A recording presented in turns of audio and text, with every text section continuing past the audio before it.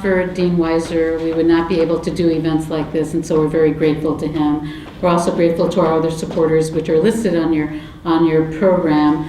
But I want to introduce Beverly Davenport Cipher, Vice Provost at Hovde. She is instrumental in this as the person who is running the Butler Center for Leadership Excellence. Let's have a hand for her.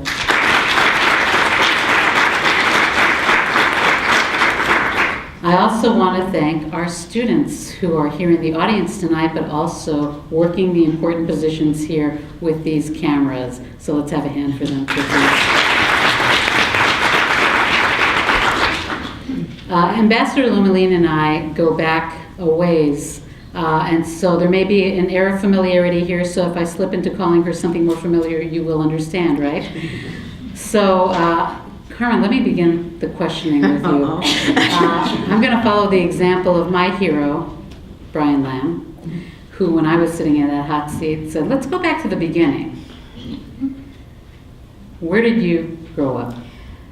I grew up in East Chicago, Indiana. My dad was a steel worker. My whole family, to this day, is still working at what used to be called Inland Steel. It's now ArcelorMittal, bought out by an Indian company. But I grew up there. My first job out of high school, I was in the mills. I worked the midnight shift for the first 7 years of my working life, and it's about the time I discovered Purdue Cal. I knew I wanted to go to school, didn't quite know what. So my first year and a half of going to night school was at Purdue Cal. And so going to night school, has anybody here done night school? Okay. Not as quick as going through school all the way through. How many years till your degree? It took me, for both of my degrees, a combined total of 14 years.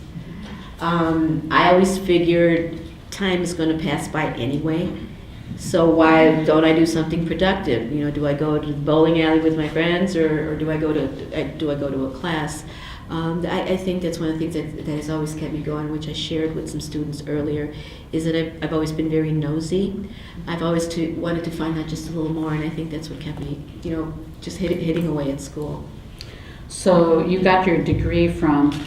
My undergraduate degree is from Calumet College of St. Joseph, and my graduate degree, my MBA, is from DePaul University in Chicago. But do you have a Purdue connection? Well, yeah, I went to Purdue initially, and then, of course, yourself. Yes, absolutely. And a cousin that also, several cousins actually, that came here to Purdue. Yes. Cousins is going to be a recurring theme tonight a little bit. Full disclosure. Carmen, how did we meet? We met at the White House. I was working in the White House Office of Presidential Personnel and also at the White House Women's Office. And Carolyn was preparing a presentation that she was doing at a major Hispanic conference, and it was suggested to her that she talk to me because it's I've done a lot of work in the Latino community in Chicago, that I knew a lot of the players, and I specifically knew this particular organization that was hosting this conference. Okay, so we met and we both discovered, Northwest Indiana. And then what happened? And then the more we got to talking, well, where did you grow up? East Chicago. Really? Me too. Where in East Chicago? She gives me the name of the street, and I said, so did I. She lived on Butternut Street. So did I. Then we got to talking addresses, and we literally were like a block and a half, 2 blocks away from one another, but had never met. Well, we may have crossed paths, though, because we both attended this little Catholic school. It wasn't just any Catholic school. Well, Carolyn informed me when I mentioned that school that we went to a segregated high school, grade school. And my initial response was, it was? It was. It was. She had to explain it to me why it was segregated. Oh, okay. I guess it was segregated. So, and it turns out that this is the full disclosure, we are cousins by marriage. We had no idea. Distant cousins. There's a third cousin who comes into play here. Your first cousin, Jose Villarreal. Who is now, he came here to Purdue, and he is now ambassador in charge of the U.S. component of the World Expo in Shanghai. And has been very active. He was a key advisor to President Clinton, remains an advisor to Secretary Clinton, and obviously in his role in Shanghai. So it's another Purdue connection and another family connection. 3 ambassadors, 1 family. How does that happen? I guess we're just good. Well, we didn't. No, you didn't come for money. No, I think it was the ethic that was instilled in us. You work hard, you do the best you can, you try to improve yourself, and this sense of hard work and moving forward, and also being there were expectations of our families that you were going to study, you were going to get good grades, you were going to do better than we did, and it's something that was instilled in us, and indeed we did. We worked very hard. It wasn't easy. I always tell young people, I wasn't a trust fund baby. I didn't even know what was a trust fund until I got into college. So for everything that we had, we all had to work very hard for, and I think that's something that keeps going. I mean, there are no assumptions. I never take it for granted. We never take it for granted that it's going to be given to us. We have to work for it, and I think that has really helped all of us. So how many in this audience are interested in public service, potentially as a career? You see quite a few hands up. That's great. That's terrific. It's terrific to see that. So what's the best advice that you would give these young people who are here and are interested in public service? What do they need to think about in terms of what they're learning here at Purdue and what they should be thinking of in terms of their own personal abilities, training, etc.? First of all, follow your passion. What is it that excites you? What makes you want to get up in the morning and then I can guarantee that you can find that particular passion in public service. I personally feel, something I shared this morning earlier with Bryce, wherever he is, that I think that service to others is the highest calling. And I chose mine through 2 different ways. First of all, work in the Latino community. I saw very clearly the inequities. I grew up facing discrimination, segregation, although I didn't realize we were segregated. But I grew up facing a lot of that I wasn't expected to strive, because not only was I Hispanic, I was a woman as well. And now that I didn't come from Ivy League schools, I can remember it was one of these aha moments that you get in life. I was working in the sales department of Inland Steel. I was in Chicago, and a hard worker doing my job, and I happened to overhear my supervisor telling another supervisor, "No, don't worry about it. We don't have to promote," because somebody says promotions were coming up and they might want to consider me for a promotion. "Nah, don't worry about Carmen. All you have to do is give her regular raises, and she's here forever." And I happened to overhear that, and it was like somebody threw cold water on me. And this was after I had gotten my MBA. I did all the things I thought I was supposed to do. So I ended up leaving, and my passion has always been helping my community.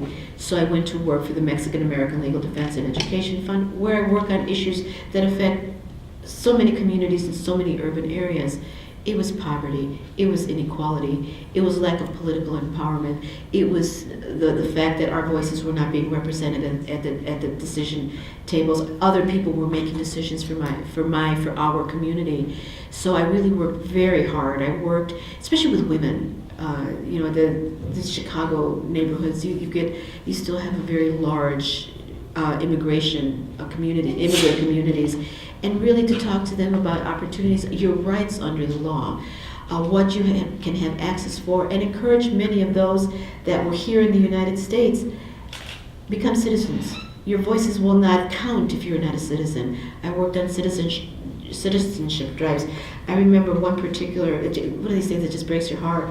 I was doing door-to-door voter registration and talking to people, and really, that's what you do in Chicago. You just get very active in that. And I was talking to this woman that must have been about 90 years old, and I asked her if she was registered to vote. She goes, "Oh no, I can't because I'm Mexican." And I said, "Oh, but are you a citizen?" She said, "No." I said, "Well, where were you born?" And she said, "Texas." All her life. She did not fully participate, exercise her right to vote because she didn't know she had the right. But if we know the history of Texas, it suppressed Yeah, very much Mexican American voters for a very long time. So to go back to the Inland Steel story, and that's a great story. So that person inadvertently did you a huge favor. so. Big time. Yeah, Big you time. would still maybe be connected to the steel mills. Yeah, I think the thing that really, when I went to work for MALDEV, that it really opened my eyes as how serious the situation was. And I really believe that in order to create really major change, you have to work it from within. I got involved politically at the local level and at the state level, and eventually ended up working for Mayor Richard Daley. I think one of the most brilliant political minds that we have. He's the one that taught me that. As smart as Ron. Anyway, he was the one that taught me. This is being taped. That a policy isn't worth the paper it's written on if it doesn't have a positive impact on the citizens that you are meant to serve. And that is some of the thinking that I took with me when I went to work for the federal government in the Clinton administration. And that goes back to the approach that we've talked about with some of the students, is, as many of us Midwesterners have, and you have here at Purdue, is a real common sense approach to addressing difficult issues. What's the problem? What are we going to do to fix it? Believe me, one of the reasons I thoroughly and completely enjoy coming out and talking with folks is you get out of the beltway. You get out of where people are talking to one another and not talking to the people who are impacted by the policies that are being made in Washington. So it's very important that we hear voices like yours. In the class earlier, I had some very insightful questions. We're going to get to more insightful questions in a bit, Yes. but I